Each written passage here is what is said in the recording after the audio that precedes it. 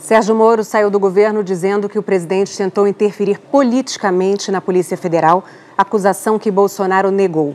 Mas a troca de mensagens revelada pelo ex-ministro expôs o incômodo do presidente com uma investigação que corre no Supremo Tribunal Federal. As apurações tentam descobrir os responsáveis por uma estrutura suspeita de usar dinheiro público para produzir fake news contra adversários políticos. O STF também investiga se alguém teria patrocinado os atos antidemocráticos do domingo passado.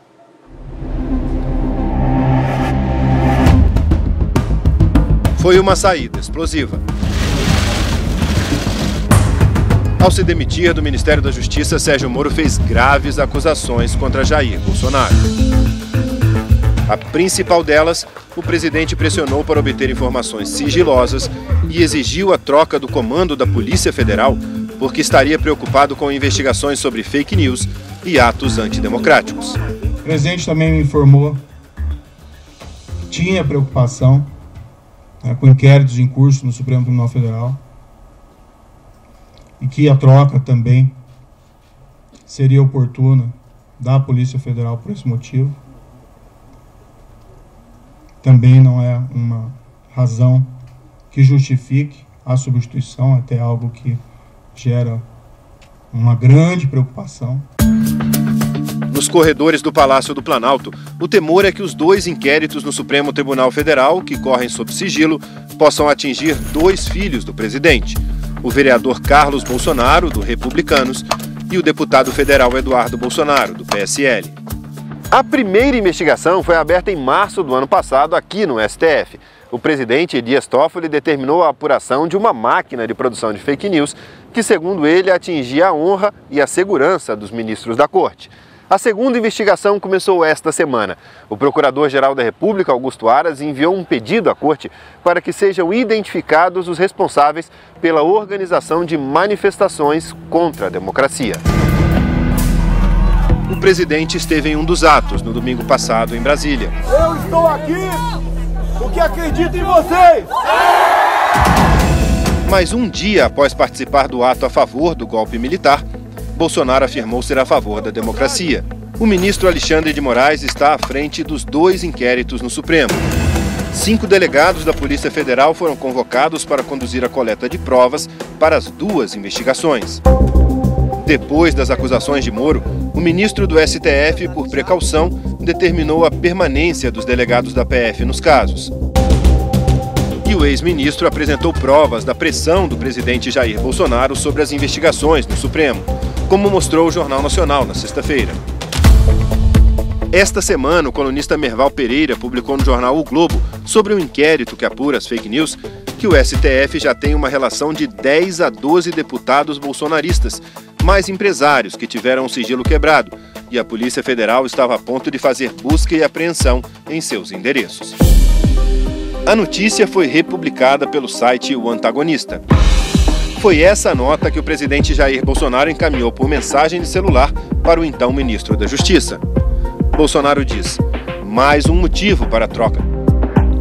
E Moro responde: este inquérito é conduzido pelo ministro Alexandre no STF. Diligências por ele determinadas, quebras por ele determinadas, buscas por ele determinadas.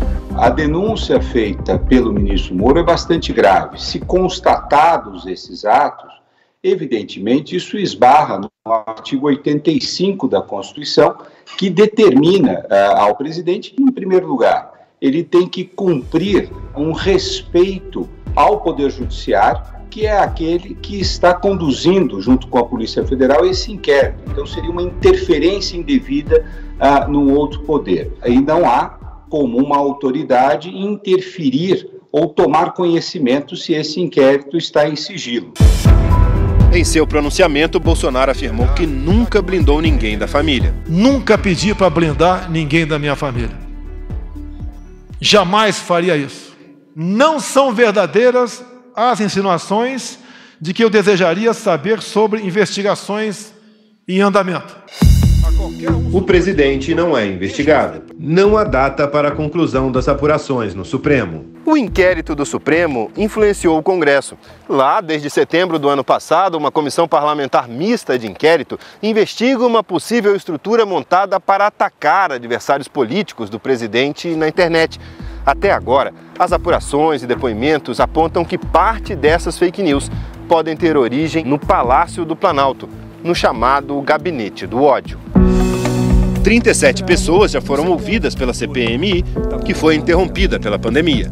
Nós estamos tendo investigação em diversos sentidos, mas sentimos que nós nos aproximamos dos filhos do presidente.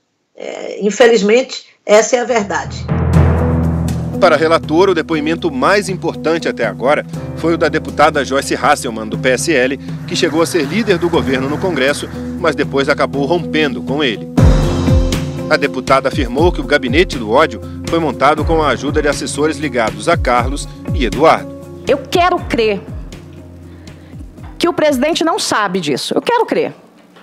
Agora, pelo que vocês vão ver nas conversas do grupo do Gabinete do Ódio, o deputado Eduardo Bolsonaro está amplamente envolvido e é um dos líderes desse grupo, né, que nós chamamos de milícia digital. Segundo a deputada, os assessores trabalhavam no mesmo andar em que o presidente despacha. De lá, eles organizariam ataques nas redes sociais contra adversários políticos, usando perfis falsos e robôs. Cada atuação de robô custa, em média, cada disparo, R$20 mil, em média, tá? Se a gente está falando desses robôs todos, quem paga por isso? De onde sai esse dinheiro? Qual foi a sua conclusão como relatora? A sua conclusão até agora? Assim, houve uso de recursos públicos? Há indícios claros.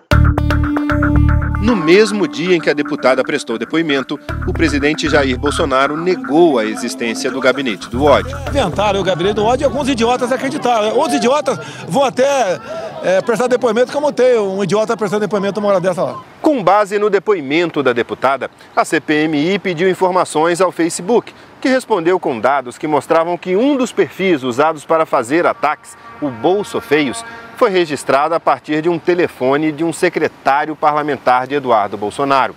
E esse mesmo perfil está ligado a um e-mail usado pela assessoria do deputado. De acordo com as investigações, computadores do Senado também podem ter sido usados para disseminar fake news. Na segunda-feira, Eduardo entrou com uma ação no STF para evitar a continuação dos trabalhos da CPMI. Muitos membros do governo tentam desqualificar as fake news. Tanto é que na própria comissão nossa que eu presido, os filhos do presidente tentam, de toda maneira, encerrar os trabalhos da CPMI. E eu sempre me pergunto, o que é que a corte bolsonarista tem de medo que quer acabar com a CPMI das fake news? Na quarta, o presidente do Senado, Davi Alcolumbre, suspendeu os prazos de todas as comissões enquanto durar a epidemia do coronavírus. Na prática, a CPMI das fake news foi prorrogada por tempo indeterminado. A senhora pode propor a cassação do mandato deles? Claro. Nós, principalmente, temos que, no relatório, apresentar a comprovação da participação deles e de outros naquilo que eu considero um crime, que é a prática de fake news e a disseminação do ódio na sociedade. Na minha opinião, devemos ter também uma proposta de lei que possa punir o crime de fake news no Brasil e definir, tipificar que crime é este. Isso ameaça totalmente a democracia.